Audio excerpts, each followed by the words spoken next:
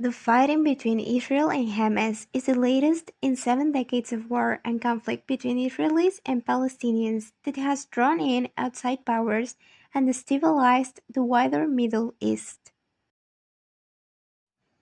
Shocked Israelis woke on the last day of the Jewish high holidays to the wail of sirens as Hamas and Islamic Jihad fired thousands of rockets from Gaza and armed militants broke down the high-tech barriers surrounding the strip to enter Israel, shooting and taking hostages. Militants in boats also tried to enter Israel by sea. The exact reasons for the attack were not clear, but there had been growing violence for months between Israeli soldiers and settlers and Palestinians in the West Bank. Armed settlers had attacked Palestinian villages.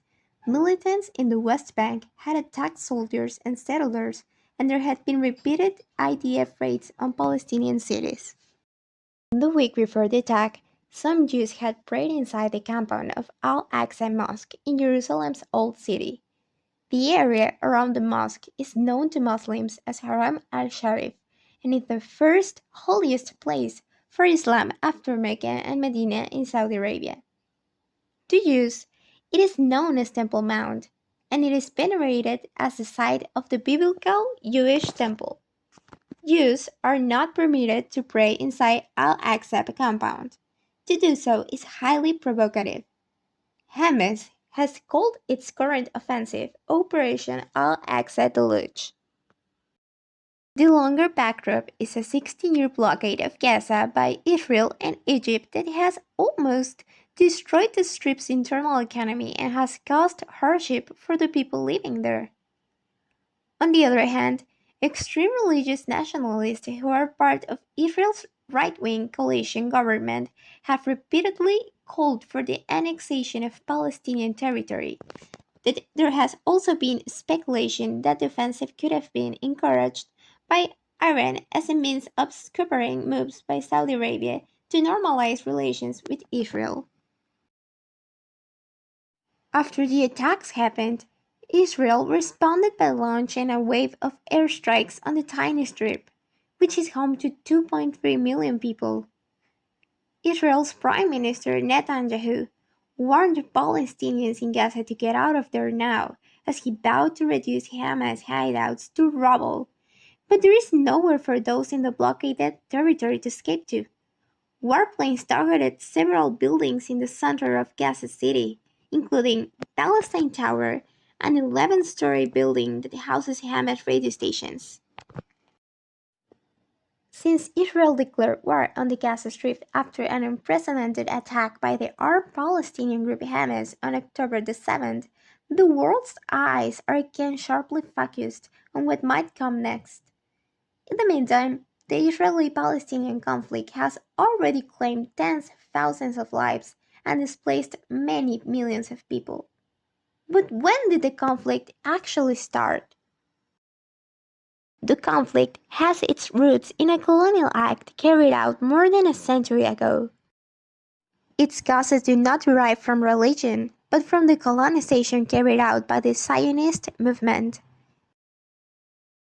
Zionism is a doctrine as well as a political, nationalist, and intrinsically colonial project. Since 1896, the term Zionist has been applied to the political movement founded by Theodor Herzl, a Jewish journalist born in the Austro-Hungarian Empire. Although this movement was not based on religion in its origin, it used this factor as a way of claiming to be able to create a Jewish state.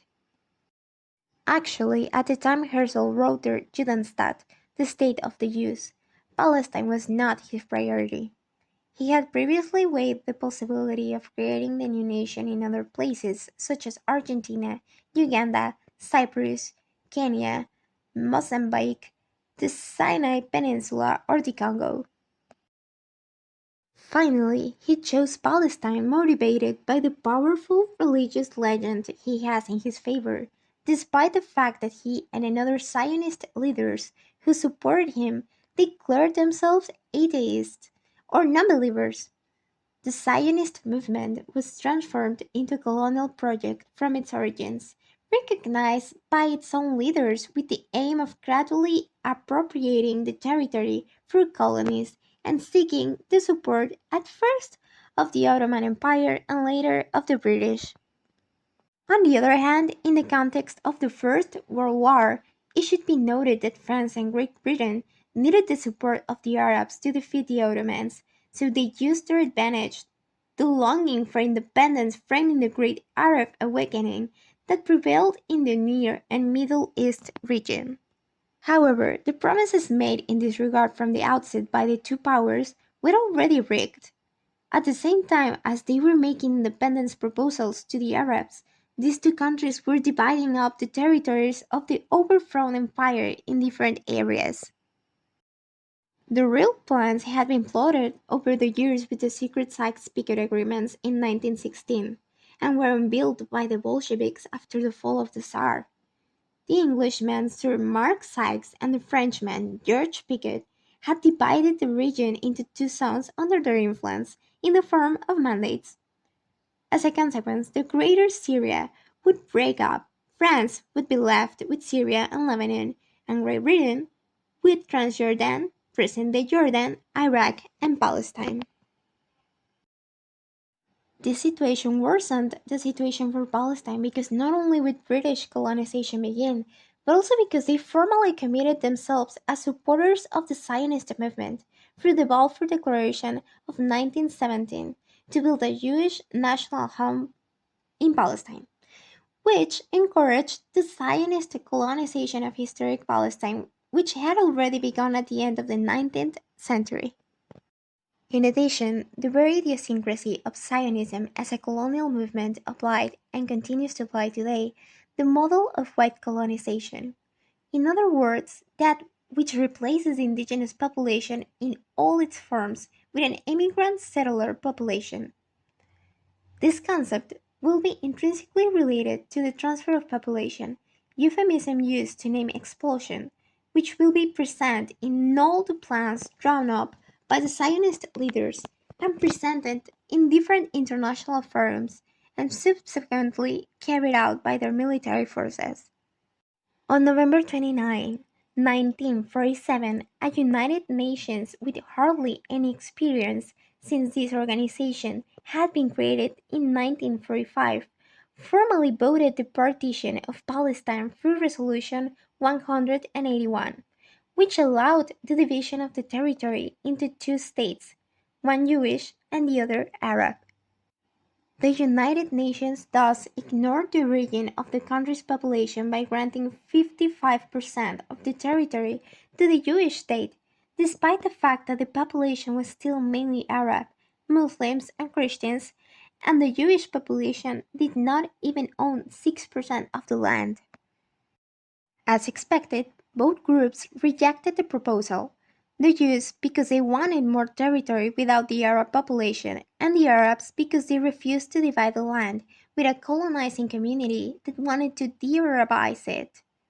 Finally, the unilateral creation of the State of Israel in May 1948, as a culmination of the colonization carried out, resulted in the violent transformation of the territory and expulsion of more than half the Palestinian population. Most of them became refugees in what more and more researchers consider an ethnic cleansing. Between 750,000 and 800,000 people of different faiths, Muslims and Christians, and social positions were expelled from their homes and lands in what is called in Arabic al-Nakba, the catastrophe, the disaster. Their personal and collective patrimony was expropriated or destroyed.